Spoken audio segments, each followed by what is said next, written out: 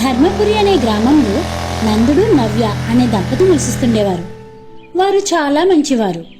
అందరికీ తగినంత సాయపడుతూ ఆనందంగా జీవిస్తుండేవారు. ఏమండి, బజార్కి వెళ్ళి సామాన్లు తీసుకురండి. అలాగే. ఆ బ్యాగు పర్సు అన్నీ రెడీగా పెట్టు, వెళ్తాను.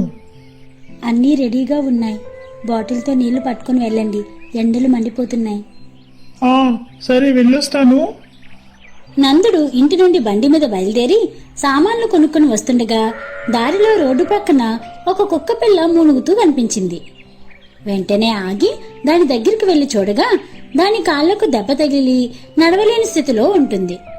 దానికి నీరు పట్టి తన దగ్గర ఉన్న కర్చీఫ్ ని ఆ కాళ్ళకు కట్టి దాన్ని ఇంటికి తీసుకుని వస్తాడు నందుడు. నవ్య, నవ్య, త్వరగా రా. ఏమైందండి అంత గట్టిగా పిలిచారు? ఈ కుక్కకి దెబ్బ తగిలింది, మందు పెట్టి కట్టు. ఎప్పుడు తిన్నాదో ఏమిటో, కొంచెం అన్నం కూడా పెట్టు. అలాగేనండి. ఈ విధంగా 2 రోజులు గడిచేసరికి ఆ కుక్క పిల్లకు పూర్తిగా నయమై అటు ఇటు పరిగెడుతూ ఉంటుంది. దీనికి త్వరగానే పూర్తిగా నయమైపోయిందే. పక్కింటి వదిన గారి బంధువులు వెటర్నరీ డాక్టర్ అంట. ఆవిడకి చెప్తే వాళ్ళని అడిగి మొన్న మందు తెప్పించి ఇచ్చారు. అది వేశాను, అందుకే త్వరగా తగ్గింది. మంచి పని చేశావు. ఇది మనలో బాగా కలిసిపోయింది కదా. ఇది అది ఏమిటి, దీనికి టామీ అని పేరు పెడదాం. టామీ పేరు బాగుంది, అలాగే పిలుద్దాం. కొద్ది రోజులకే ఆ టామీ వాళ్ళ మాటలను అర్థం చేసుకుని వారు చెప్పే పనులను చకచకా చేసేసేది. పేపర్ లోపలికి తేవటం, బ్యాగుతో పాలు ప్యాకెట్స్ తేవటం, అన్ని పనుల్లో వారికి సాయంగా ఉండేది. టామీ, ఇదిగో ఈ బ్యాగ్ పక్కింటి వాళ్ళకి ఇచ్చే. ఇలా చెప్పగానే టామీ అలా నోట ఖర్చుకొని తీసుకుని వెళ్ళిపోయేది. పక్కింటి వాళ్ళ గేటును తన తలతో తోసేసరికి ఆవిడ ఆ శబ్దానికి బయటకు వచ్చి ఆ బ్యాగు తీసుకునేది. పక్కింటి ఆవిడ సోముతో టామీ పనులకు మురిసిపోతూ దాని గురించి గొప్పగా చెప్పేది. సోముకు మాత్రం ఇదంతా నచ్చేది కాదు.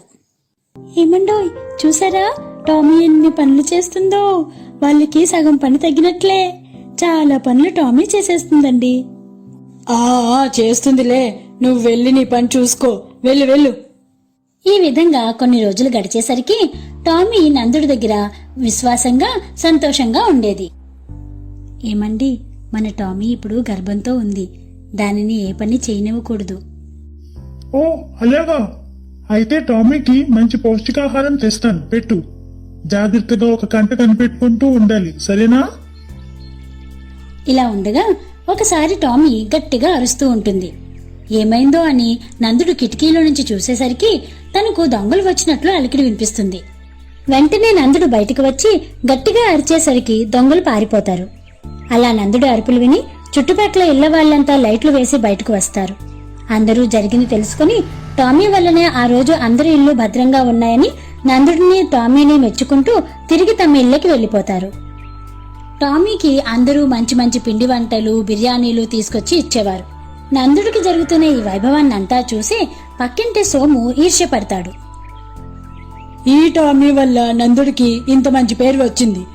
దీనిని ఎలాగైనా చంపేయాలి. దీనికి బోన్ పీస్ అంటే చాలా ఇష్టం కదా, అందులో మందు కలిపి దీనికి తినిపిస్తా. ఇంకా దీని పని అంతే. టామీ, దా, నీకోసం బిర్యానీ విత్ లెగ్ పీస్ తెచ్చాను, తిను. అబ్బా, ఈ మనుషులు ఎంత మంచివారో. నా బిడ్డలు బలంగా పుట్టడానికి అన్నీ తెచ్చి పెడుతున్నారు.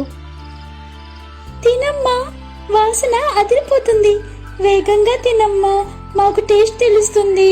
తినమ్మా, తిను. టామీ దాన్ని తింటుంది. కొంతసేపటికి దానికి బాగా కడుపు నొప్పి వచ్చి కింద పడి అటు ఇటు కొట్టుకుంటూ గట్టిగా అరుస్తుంది.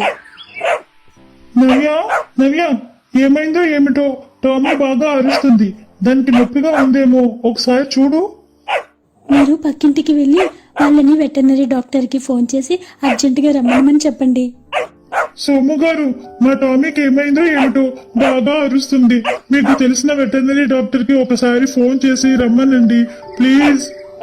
అతను ఇక్కడ లేనట్లున్నారండి. చూస్తాను, ఫోన్ చేస్తానులేండి. త్వరగా డాక్టర్ని పిలిపించండి సార్. ఒక రోజు మీ ఇంట్లో దొంగలు పడ్డప్పుడు టామీ గట్టిగా అరిచింది. దొంగల బారి నుండి టామీ మిమ్మల్ని కాపాడింది. అలాంటి టామీకి ఇంతటి కష్టం వచ్చింది. అంత మంచి టామీకి ఈ రోజు కష్టం వచ్చింది. అంటూ బాధపడుతూ ఇంటికి వెళ్ళిపోతాడు. ఆ మాటలు విన్న సోము మనస్సు మారుతుంది. అయ్యో, నేను ఎంత